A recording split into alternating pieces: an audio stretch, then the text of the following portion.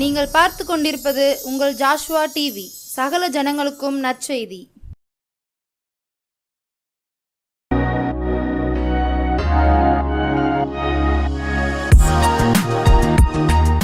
வனாதி வனங்களுக்கு மேலாய் தம்முடைய பரம சிங்காசனத்தில் விற்றிருக்கிற எங்கள் பரிசுத்த பிதாவே, இயேசு அப்பா, இந்த நாளிலும் இந்த ஜெப வேளையிலே உம்முடைய வல்லமை வெளிப்படட்டும், உம்முடைய மகிமை வெளிப்படட்டும். உம்முடைய பிள்ளைகளுக்கு தேவையான வார்த்தைகளும் வல்லமைகளும் வெளிப்படட்டும் அப்பா. வீண் வார்த்தையாய் இல்லாமல் வல்லமை உள்ள தேவனுடைய வார்த்தையாய் வெளிப்படட்டும். என்னை மறைத்து உடைய பிள்ளையோடு நீர் பேசும் பிதாவே. ஆமேன், ஆமேன், ஆமேன். என் அன்பு கர்த்தருடைய பிள்ளைகளை, தெய்வாதி தேவனும் ராஜாதி ராஜனுமாகிய இயேசு மகாராஜன் தந்த இந்த நல்ல நாளிலே நான் உங்களோடு பேசுவதிலே மிகுந்த சந்தோஷம். இந்த நாளிலும் நம் வழக்கம் போல் ஒரு 2 ஜெப குறிப்புக்காய் ஜெபித்து இந்த நிகழ்ச்சிக்குள்ளாய் செல்ல இருக்கிறோம். என் ஆண்டவர் என்னை மறுபடியுமாய் ஏவுகிற ஒரு காரியம் உண்டு. வரும் நாட்களில் பிள்ளைகள் மேல் என் ஜனத்தை கவனமாயிருக்க சொல் என்று மறுபடியுமாய் அவர் சொல்லுகிற வார்த்தையை கேட்க முடிகிறது. என் அன்பு பெற்றோரே, பெரியோர்களே, என் அன்பு வாலிப பிள்ளைகளே, வாலிபர்களே, என் ஆண்டவர் உங்களோடு பேச விரும்புகிறார். மற்ற காரியங்களுக்கு இடங்கூடாமல் கர்த்தருடைய வார்த்தைக்கு செவி கொடுங்கள். பொல்லாங்காய் தோன்றுகிற எதையும் விட்டு விலகுங்கள். விசேஷமாய் கொள்ளை நோய்களுக்கும் சத்துருவின் வல்லமைகளுக்கும் நீங்கள் பாதுகாக்கப்பட வேண்டும் என்று நாங்கள் விரும்புகிறோம். உங்களுக்காய் ஜெபிக்கிறோம். இந்த நாளிலே நம்முடைய தேசத்தில் உள்ள அத்தனை சிறு பிள்ளைகளுக்காய் நாம் ஜெபிக்க இருக்கிறோம். ஐயா, அம்மா, நான் மறுபடியும் சொல்லுவேன், ஒரு கிறிஸ்துவனுடைய வேலை மற்றவர்களுக்காய் ஜெபிப்பது. ஆம், தனக்குத்தானே ஜெபிப்பது மாத்திரம் ஜெபம் அல்ல. நீங்கள் மற்றவர்களுக்காய் ஜெபிப்பதே தேவன் விரும்புகிற ஜெபம். இன்றைக்கு சிறு பிள்ளைகள் பாதுகாக்கப்பட வேண்டும்படியாய் கொள்ளை நோய்களுக்கும் நாசமோசங்களுக்கும் சத்துருவின் வல்லமைகளுக்கும் மறைக்கப்படும்படியாய் நாம் ஜெபிக்க இருக்கிறோம். கண்களை மூடி, இயேசுவே, உங்களுடைய பிள்ளைகளுடைய பெயரை சொல்லுங்கள். எனக்கு தந்திருக்கிற இந்த சிறு பிள்ளைக்காய் நன்றி அப்பான்னு சொல்லுங்கள். உங்களை நம்பி தேவன் அந்த பிள்ளையை கொடுத்திருக்கிறார். உங்களை நம்பி அநேகம் கோடி கோடி ஜனங்கள் பிள்ளை இல்லாது இருக்கிற பொழுது, மிகவும் வசதி உள்ளவர்கள், படித்தவர்கள், நல்ல பண்புள்ளவர்களுக்கு பிள்ளை இல்லாது இருந்த பொழுது, தேவன் உங்களை நம்பி 2, 3 என்ற அநேக பிள்ளைகளை உங்களுக்கு தந்திருக்கிறாரே. அநேகர் பிள்ளைகளோடு நீங்கள் ஜெபிக்கிறது உண்டா? உங்கள் பிள்ளைக்காய் நீ ஜெபிக்கிறது உண்டா? இன்றைக்கு ஜெபி. வரும் நாட்களில் கர்த்தருடைய வல்லமை உன் பிள்ளையின் மேல் இருக்கணும். ஒவ்வொரு நாளும் கர்த்தருடைய வல்லமை உன் பிள்ளையை பாதுகாக்கணும். என் அன்பு சகோதரனே, சகோதரியே, இன்றைக்கு உன் பிள்ளையின் மேல் உன் கரங்களை வைத்து செபி. அப்பா, இது நீர் தந்த உடைய ஆண்டவரே பிள்ளை, இந்த பிள்ளை நீர் பாதுகாத்து கொள்ளுங்கன்னு சொல்லுங்க. ஞானத்தை தாங்கன்னு சொல்லுங்க. எப்படி இந்த பிள்ளையை வளர்க்க வேண்டும் என்று எனக்கு கற்றுத்தாங்கன்னு சொல்லுங்க. கர்த்தாவே, நீர் பெரிய காரியங்களை செய்கிறவருமாய் இருக்கிறீரே. ஏதோ உம்முடைய பிள்ளைகளை உம்முடைய கரத்தில் ஒப்புவிக்கிறாளப்பா. உம்முடைய பிள்ளைகள் தேவனே, உம்முடைய பிள்ளையை நீர் பாதுகாத்து கொள்ளும். நாச மோசத்துக்கும் சத்துருவின் வல்லமைகளுக்கும் வியாதிகளுக்கும் மறைக்கப்படட்டும் அப்பா என் பிள்ளைகள். இன்றைக்கே உம்முடைய வல்லமை உள்ள கரம் ஆண்டவரே, யார் யார் ஜெபிக்கிறார்களோ, யார் யார் என் பிள்ளையும் ஆசீர்வதிங்கப்பா, எனக்கும் ஞானத்தை தாங்கப்பான்னு கேட்கிறார்களோ, அவர்கள் மேல் உம்முடைய கரம் வல்லமையாய் வெளிப்படட்டும் அப்பா, வல்லமையாய் வெளிப்படட்டும்.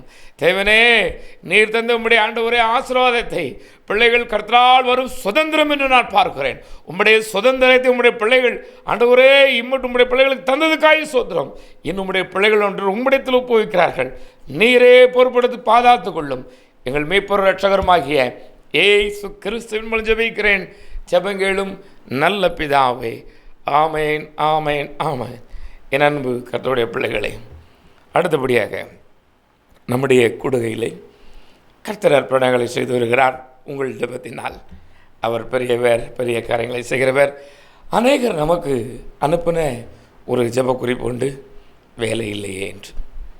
ஆம், என் அன்பு கர்த்தருடைய பிள்ளையே, உங்களுக்காகவும் நான் ஜெபிக்க வேண்டும் என்று நீங்கள் விரும்பினால் உங்கள் ஜெப குறிப்பையும் நீங்களும் எனக்கு அனுப்பி வைக்கலாம்.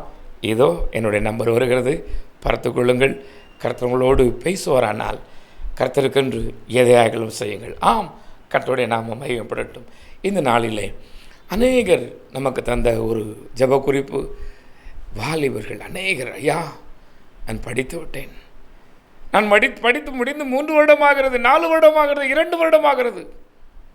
எனக்கு வேலை இல்லையே என்று இன்னும் சிலர் சொன்னார்கள். ஐயா, இவ்வளோ நாள் வரைக்கும் என்னுடைய தாய் தகப்பனை படிக்க வைத்து விட்டார்கள். நான் படிக்க ஆசை, ஆனால் எனக்கு என்னை படிக்க வைக்க முடியாது என்று பெற்றோர்கள் சொல்லுகிறார்களே, இதற்கு மேல் என்னால் படிக்க முடியாதா? நான் ஏதாயிலும் ஒரு நல்ல வேலைக்கு படிக்க விரும்புகிறேன் என்று புலம்புகிறவர்களும் உண்டு.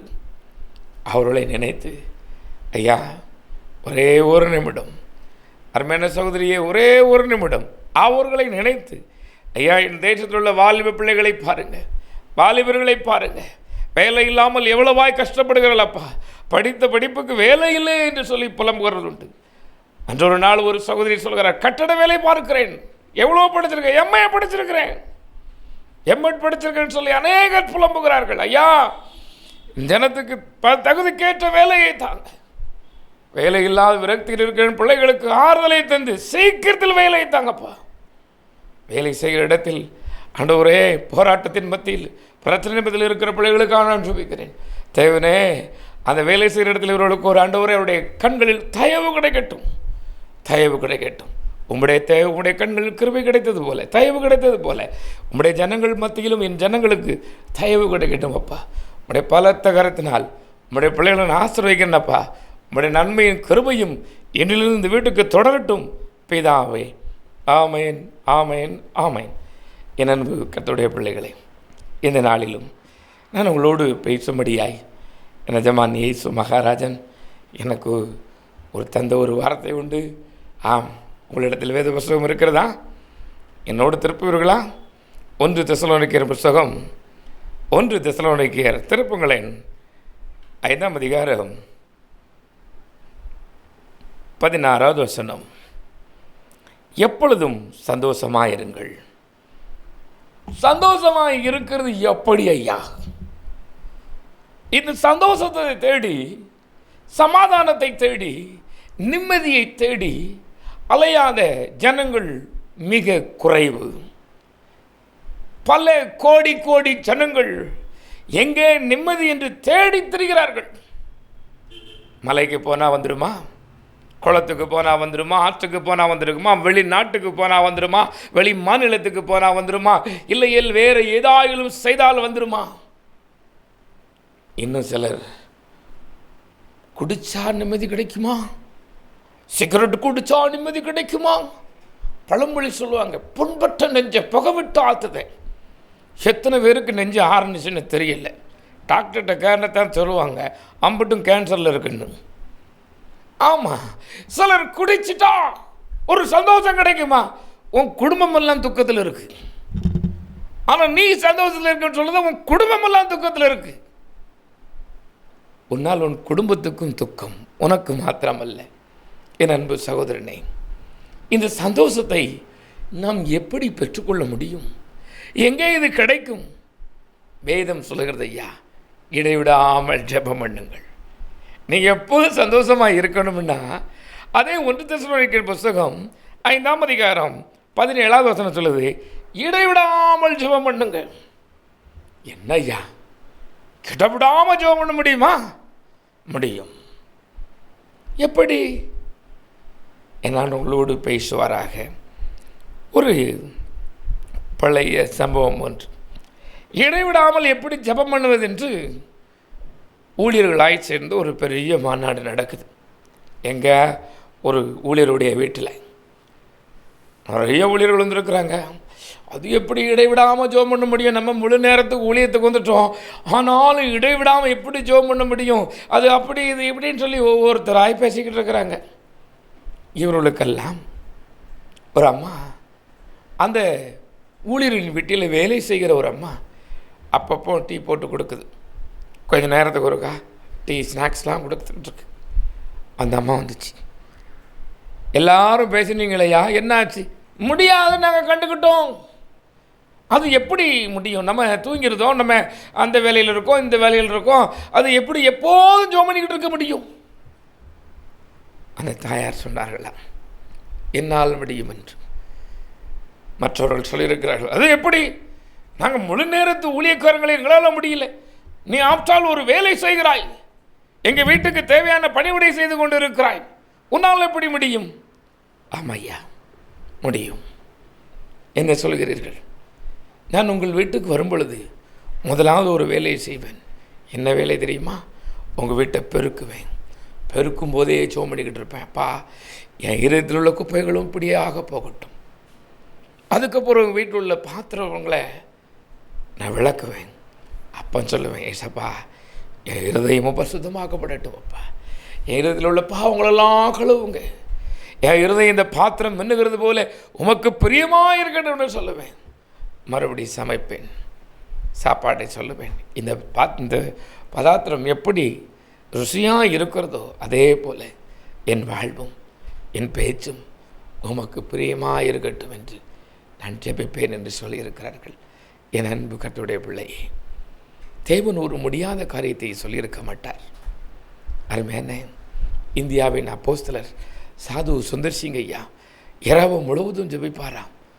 நம்முடைய முன்னோடியாகிய நமக்கு மாதிரியை வைத்து போன நிஜமான இயேசு மகாராஜாவும் ராம் முழுவதும் ஜெபிக்கிறவராக இருந்திருக்கிறார். அதிகாலமே ஜெபித்திருக்கிறார். இருட்டோடே போய் ஜெபித்திருக்கிறார். அவர் சொன்னார், மனுஷகுமாரனுக்கோ தலை சாய்க்க இடமில்லை என்று. எப்பொழுதும் பிதாவோடு பேசி கொண்டிருக்கிறார். உன் இருதயம் அவரோடு இருக்கிறதா? சரீரம் இங்கே இருக்கலாம், இருதயம் அவரோடு இருக்கிறதா? அருமையான தேவ மனிதர் டேவிட் கணேசன் என்ற அருமையான ஒரு பரிசுத்தவான் உண்டு. அவர் சொன்ன ஒரு சம்பவம், என் ஆண்டவர் முதலாவது அவரோடு பேசியிருக்கிறார். அவருக்கு ஒரு அழுகிற ஒரு சத்தத்தை கொடுத்து, ஒரு அழுகிற வண்ணமாக, என் சனங்களுக்காக நான் அழுகிறேன் என்று சொல்லியிருக்கிறார். என் கண்ணீரை துடைப்பது யார் என்று சொல்லியிருக்கிறார். அவ்வளவுதான். இவங்களுக்கு ஒரு பெரிய ஒரு நம்பிக்கை. இயேசுவே, இயேசுவே, உங்கள் கண்ணீரை நான் துடைக்கப்பா, நான் துடைக்க ஆண்டவரே, நான் என்ன செய்யணும் ஜெபம் பண்ண ஆரம்பித்திருக்கிறார்.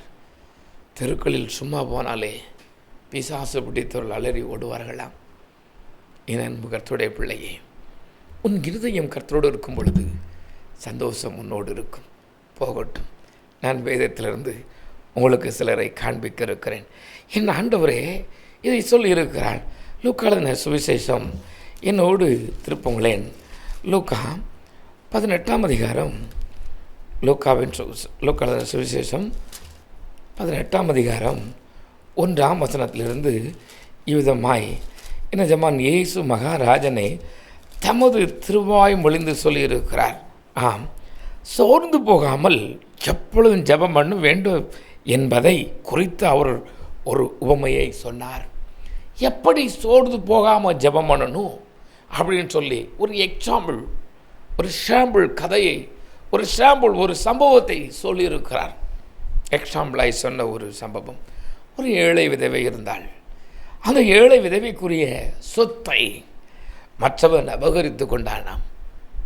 நடக்கிறது என்ன, ஏழையாக இருந்தால் கேட்கறது கால எல்லாம் செய்வாங்க. தனக்குத்தான் என்று அபகரிப்பது உண்டு. வேடிக்கையான ஒரு சம்பவம் எனக்கும் ஞாபகத்துக்கு வருகிறது. பிச்சை எடுக்கிற ஒரு மனிதர் இறந்து போனார். அவர் கொஞ்சம் பணம் வைத்திருக்கிறார். அவர் வச்சிருந்த அந்த சாக்கில் சில்லறையும் பணமுமாய் இருக்கிறது. அப்போ இறந்ததுக்கப்புறம் தான் தெரியும். இறக்கும் வரைக்கும் சொந்தம் கொண்டாடாத ஜனங்கள் அந்த பணம் இருக்கிறது. அவர் இறந்து விட்டார் என்றதும் பாருங்களேன். அப்பா, எனக்கு ஒரு இது, நான் அவருடைய மகன், நான் அவருடைய வளர்ப்பு மகன், அவருடைய வளர்ப்பு மகள், ஏன் பணம் இருக்கிறது. இது ஏழையோ சாகும் வரை அவன் ஏழையாயிருந்தால் யாவராலும் மதிக்கப்படவில்லை. அதே போல இங்கே ஒரு ஏழை இருக்கிறாள். இவளுடைய சொத்தை, இவளுடைய நியாயமாய் இவளுக்குரியதை அபகரித்து கொண்டான் ஒருவன். இவள் போய் சொல்கிறார் அந்த ஊரின் பெரியவரிடத்தில், ஐயா, நான் இப்படி ஒரு தரித்திரத்தில் உள்ள ஒரு பெண், எனக்கென்று யாரும் இல்லை, என்னுடைய இடத்தை இவன் அபகரித்து கொண்டான்.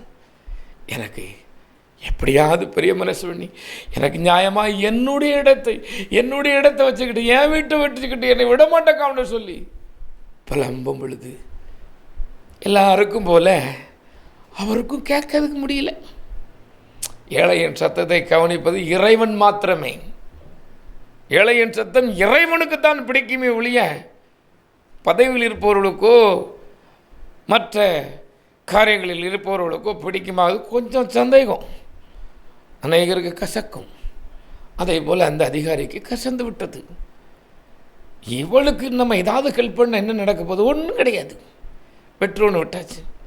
ஆனாலும் இந்த ஏழை ஒரு நம்பிக்கை, எனக்கு நல்லது செய்வாரா நல்லது செய்வாரான்னு தினம் போய் அலட்டுகிறாள். சொல்லுகிறது வேதம், அவருக்கு நெடுநாள் மனசு இல்லை.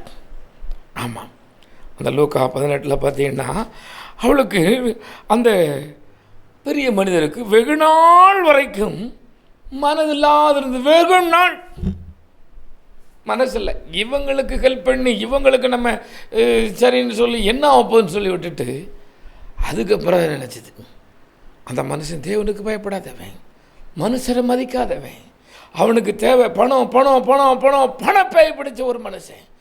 அந்த மனுஷனுக்கே ஒரு எண்ணம் வந்துச்சு, என்னையா இந்த ஆள் மறுபடியும் என்னையை தொடர்ந்து தொந்தரவு பண்ணி கொண்டு இருக்கிறாளே, இவளுக்கு நியாயம் செய்ய வேண்டும் என்று சொன்னானாம். ஒரு மனிதனை மதிக்காதவன், தெய்வத்தை மதிக்காதவன் ஒருவன் அப்படி செய்ய வேண்டும் என்றால், நீ இரவும் பகலும் கர்த்தரை நோக்கி கூப்பிடும் பொழுது உன் காரியத்தில் தேவன் பொறுமை நீடிய பொறுமாய் இருந்து போல இன்னும் இருப்பாரோ?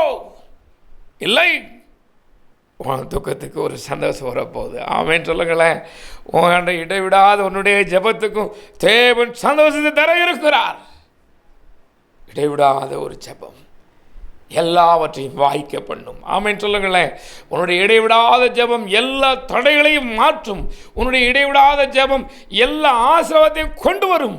உன்னுடைய இடைவிடாத ஜெபம் நீ விரும்புகிறதற்கு மேலான காரியங்களை செய்யும். ஏனென்றால் நான் பிரசங்கிக்கிறவரும் என்னை ஆள்கொண்டவருமாகிய எஜமான் இயேசு மகாராஜன் ஜீவிக்கிறார். அது வேதத்திலே இவ்விதமாய் சொல்லியிருக்கிறார். என்னோடு திருப்புங்களேன். அப்போஸ்தலர் நடவடிக்கைகளின் புத்தகத்திலே 16ஆம் அதிகாரத்தில் பார்த்தீர்கள் என்றால் 23, 26 இவ்விதமாய் சொல்கிறது, அவர்களை அநேக அடி அடித்த பின்பு சிறைச்சாலையிலே வைத்து அவர்களை பத்திரமாய் காக்கும்படி சிறைச்சாலைக்காரனுக்கு கட்டளையிட்டார்கள். நான் ஒரு மனுஷியை முதல்ல சொன்னேன், தனக்கு உண்டானதை பிடுங்கினதுக்கு அப்புறமா அவள் இடைவிடாமல் போய்கிட்டு இருந்தா, சொல்லிக்கிட்டு இருந்தா. இடைவிடாமல் ஜெபம் போய்கிட்டே இருக்கு. தனக்குரியது இழந்ததுக்கப்புறமும் இங்கே ஆண்டவராகிய இயேசு கிறிஸ்துவை பிரசங்கித்ததினால், இயேசுவை கிறிஸ்து என்று அறிக்கையிட்டதினால், இயேசு கிறிஸ்துவை மற்றவர்களுக்கு சொன்னதினால் காவலில் அடையப்பட்டிருக்கிறான். கைகளும் கால்களும் தொழு மரத்தில் மாட்டியிருக்கிறது. என் ஆண்டவர் சொல்கிறாரு, சந்தோஷமாக இருக்கன்னா இடைவிடாமல் ஜெபம் பண்ணணும். கையையும் காலையும் மாட்டி வச்சாச்சு. நான் அடிக்கடி சொல்லுவேன் இந்த சம்பவத்தை. நல்ல வேலை அவங்களுக்கு வாயில் பூட்டு போடலை. ஆமாம் தானே? இவங்க பார்த்தாங்க, நல்ல வேலைப்பா, எனக்கு வாய் நீ பூட்டாமல் போயிட்டிய, சோத்திரம் ஆண்டவரை, இதுக்கே சோத்திரம். என் கையைத்தானே நீ மாட்டி வச்சுருக்க, என் காலைத்தானே கட்டி வச்சுருக்கிற அப்படின்னு சொல்லி இவர்கள் துதிக்க ஜெபிக்க ஆரம்பித்து விட்டார்கள். கட்டினதுக்கு பின்பு காலையில் கொல்லுவானா அடிப்பானான்னு தெரியாது. ஆனால் இரவில் பாட்டு வருது, இரவிலை பாடலும் துதியும் வருகிறது. எதனால்? தேவன் நம்மோடு இருந்ததினால், தேவன் அவரோடு இருந்ததினால், தெய்வத்தின் அபிஷேகம் இருந்ததினால் கட்டப்பட்ட வேலையிலும் ஜெபிக்க முடிகிறது. மார்க்கு குறைஞ்ச நிறைய வீட்டில் ஜெபம் கிடையாது. கொஞ்சம் மார்க்கு குறைஞ்சிச்சுன்னா, சின்ன பிரச்சனை வந்துச்சுன்னா போதும், நான் ஜோமணி என்னத்தை கண்டேன், இவர் ஜோமனதுக்காக தான் அடிக்கப்பட்டார், ஜோமனதுனால தான் அடிச்சு தான் கொண்டுட்டு போய் காவலில் வச்சிருக்கிறாங்க. அப்பவும் ஜெபத்தை விடலையே. அநேக வீட்டில் சொல்லுவது, ஐயோ எங்கள் வீட்டில் சண்டை ஓயவே மாட்டேக்கு. ஏன்? ஒரு அருமையான ஒரு துறவியிடம் போய் ஒரு பெண் சொல்லியிருக்கிறாள், துறவியாரே, எனக்கும் என் புருஷனுக்கும் சண்டை வந்துக்கிட்டே இருக்குது, எனக்கும் என் மாமியாருக்கும் சண்டை வந்துக்கிட்டே இருக்குது, எனக்கும் என் நாத்தனாருக்கும் சண்டை வந்துக்கிட்டே இருக்குது, இவங்களை வசியப்படுத்துறதுக்கு ஒரு மருந்து கொடு. என்ன செய்ததுக்கு? இன்றைக்கி நிறையா கிறிஸ்தவனை விட தான் போய்கிட்டு இருக்கான். எதிரியை வசியம் பண்ணணும். ஆமாம், பெரிய விளம்பரம்லாம் வருது, எதிரிகளை வசியம் பண்ண. இங்கே எனக்கு எதிரி நிறைய இருக்காங்க, இவங்களை வசியம் பண்ணுறதுக்கு எனக்கு கொடு அப்படின்னு சொல்லதும் அவர் கேட்டிருக்கிறார், யாரை இல்லாமா நீ வசியம் பண்ணணும்? என் கணவரை வசியம் பண்ணணும், அவர் தான் என் பேச்சை கேட்க மாட்டேக்கார். என் நாத்தனாரை வசியம் பண்ணணும், அவள் தான் என் பேச்சை கேட்க மாட்டேக்கா.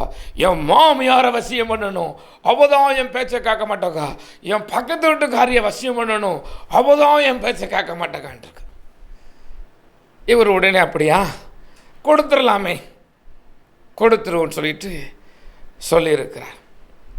ஒரு தூக்குவாளியோ ஒரு கேனோ கொண்டு வாமா, அதில் நான் வசிய மருந்து தருகிறேன் இருக்கார். இந்த மாவும் கொடுக்கவே நிறையா கொடுங்க அப்படின்னு சொல்லி நல்ல பெரிய சேமாக்க முடியாமல் 2 லிட்டர் கேனில் போய் வாங்கிக்கிட்டு வந்தாச்சு. என்ன மருந்து? நான் சின்ன பிள்ளைகளுக்கு பேசி வந்தேன், அதனால் உங்களுக்கு சொல்லிக் கொடுக்கன்னு வசிய மருந்து வாங்கிட்டு வந்தாச்சு.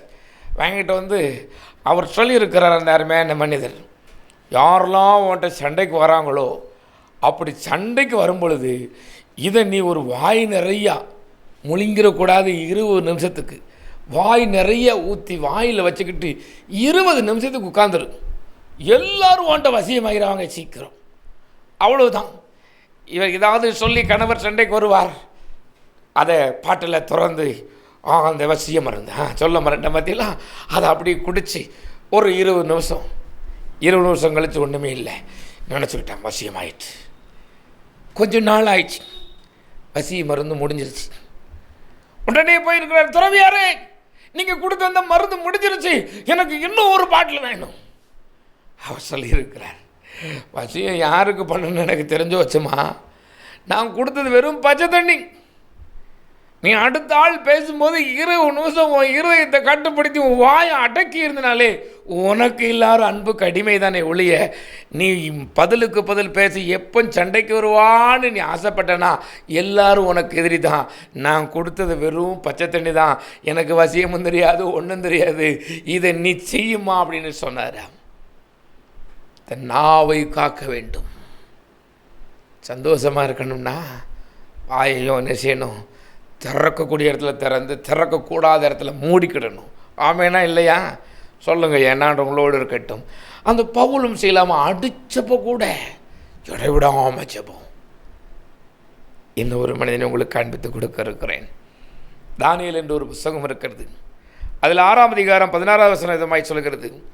தானியேல் 6:16 பார்த்தீங்கன்னா, அப்பொழுது ராஜா கட்டளையிட அவர்கள் தானியேலை கொண்டு வந்து அவனை சிங்கங்களின் கபியிலே போட்டார்கள்.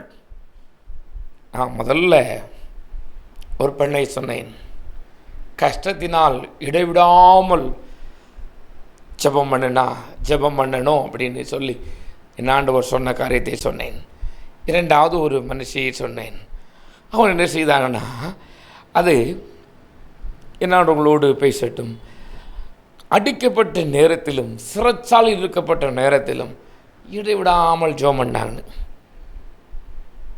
இன்னொரு மனுஷனை காமித்து கொடுக்குறேன். இவரும் அதில் தான் பிடிக்கப்பட்டோம். ஜெபம் சட்டம் போட்டிருக்கு, ஜெபம் பண்ணக்கூடாது. அன்னைக்கு அந்த நாட்களில் 40 நாள் வரைக்கும் வணங்கிடக்கூடாது. இவரால் எடுக்க முடியல. ரட்சிக்கப்பட்டவளால் செபிக்காமல் இருக்க முடியுமோ? தேசத்துக்காய் கண்ணீர் வடிக்காமல் இருக்க முடியுமோ? ரட்சிக்கப்பட்டேன் என்று சொல்கிறாயே, உன்னால் இருக்க முடியுது. தேசத்துக்காய், உன் ஜனங்களுக்காய், உன் சகோதரனுக்காய், உன் சகோதரிக்காய், உன் பட்டணத்துக்காய் அழாமல் இருக்க முடியுமோ? ரட்சிக்கப்பட்டது உண்மை என்றால் இது நடக்குமா? எது உன்னை பூட்டி வைக்கும்? உன் வேலை உன்னை பூட்டி வைக்குமா? உன் பதவி உன்னை பூட்டி வைக்குமா? இல்லை ஐயா, முடியாதம்மா, முடியாதையா. இவர் நல்ல வேலையில் இருந்தார். இவரை விட ஒரு பெரிய வேலை நீங்கள் பார்க்கவில்லை. ராஜாவுக்கு அடுத்தபடியான ஒரு மனிதன், சிறைச்சாலையில் இருந்து அரசாங்கத்துக்கு வந்த ஒரு மனிதன்.